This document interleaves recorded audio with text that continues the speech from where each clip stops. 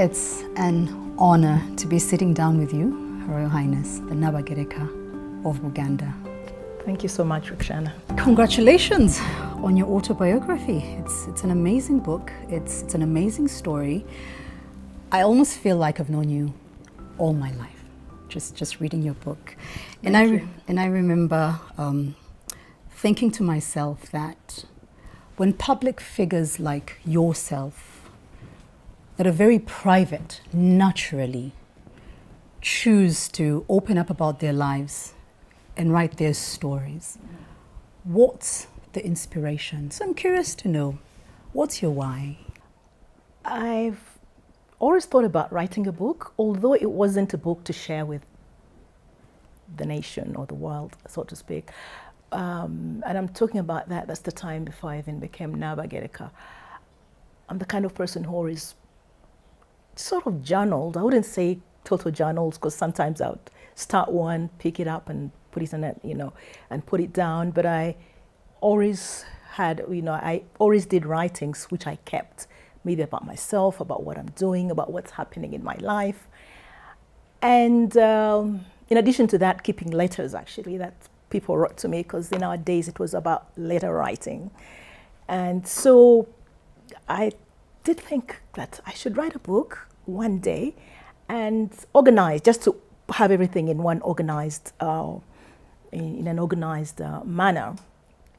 But then later on in life, when I became Nnaabagereka, all the work that I've done, I thought that I think there might be something here for me to share, like in terms of, how I got where I am, what I've done, the people I've met, the things that I've been able to do. Maybe by sharing with other people, there's something they might learn, something that might inspire them or might encourage them. So this is why I thought, let me put this in a book. Now that I'm... And it was indeed quite inspiring. And we'll dig into the book. But I'm curious to find out which part of this book was the most difficult for you to write? I'd say the part that was most difficult to write was my childhood, because it had a number of dynamics. I grew up with my grandparents. I didn't have my parents with me. And then there's a time when they introduced my parents to me. There's a lot of sensitivity around that, which I initially felt hard to deal with, but then I did. So I would say that was the most, perhaps difficult part. Although this is, like I said, the family, I grew up with my grandparents, and lovely family, lovely people who I love a lot. This is, a very critical part of my life I spent with them and enjoyed each and every, day that I spent with them. And we'll get into your childhood story. It's actually it's one of the parts of the book that I enjoyed the most, because I felt like it brought out a side of you that a lot of us, if not most of us, didn't know, obviously. Okay. Which part was fun to write?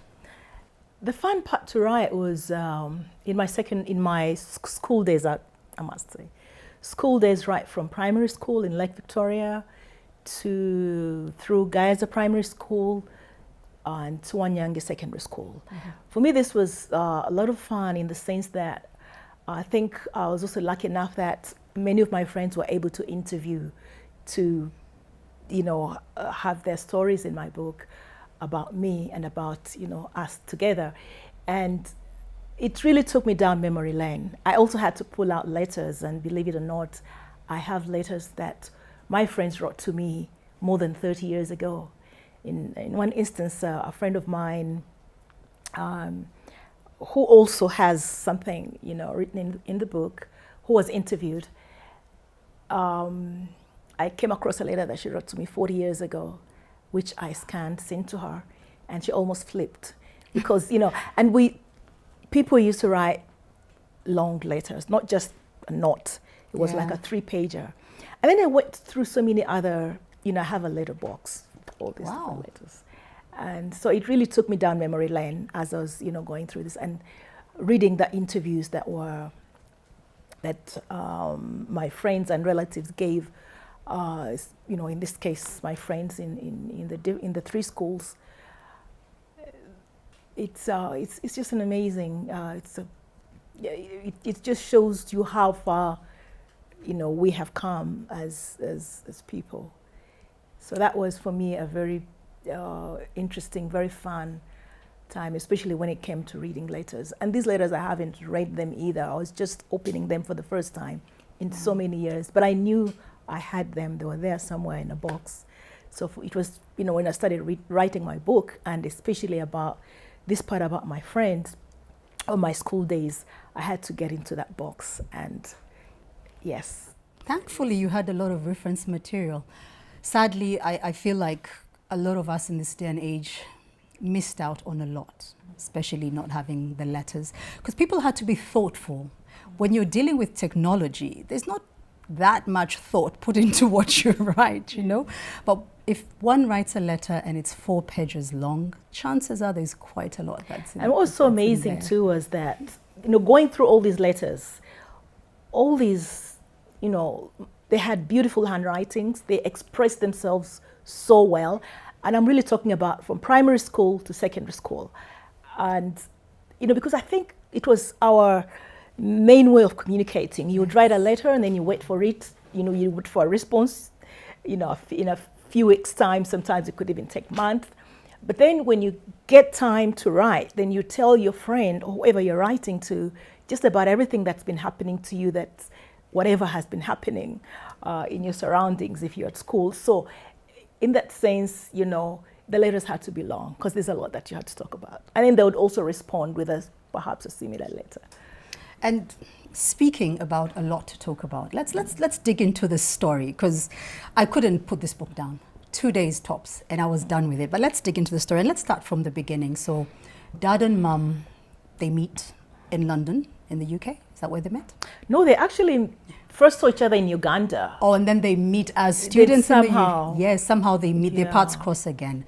They meet, and then the love just grows again, and then voila, things happen, and then Actually, I don't know if they actually fell in love in Uganda. I don't know.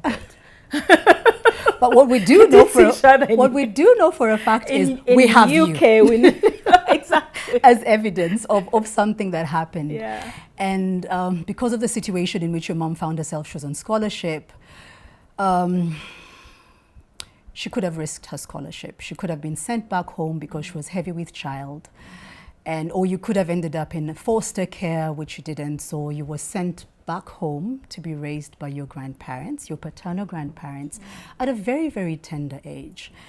And as I was reading the book, in my mind, I was thinking, was there a point in your life where you could have thought that perhaps your life could have turned out differently if you had been raised by your birth parents and not your grandparents, who did an amazing job, by the way?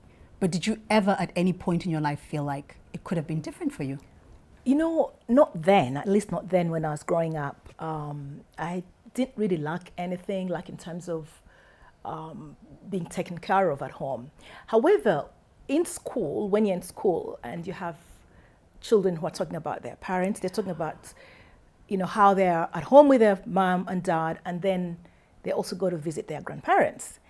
And again, in those days, the parents were really, you know, your grandparents are in the village, your parents are, you know, within the town or the city. And so there were always those stories. Oh, we went to our grandparents for holidays, we did this, but then we stayed at home and did this. So there were, for me, I was talking about my grandparents, and so sometimes I felt maybe it would have been nice to have these two different families, you know, two dimensions. But it wasn't anything for me to say that, oh my goodness, I wish, because, you know, all I ever wanted was just to be with them.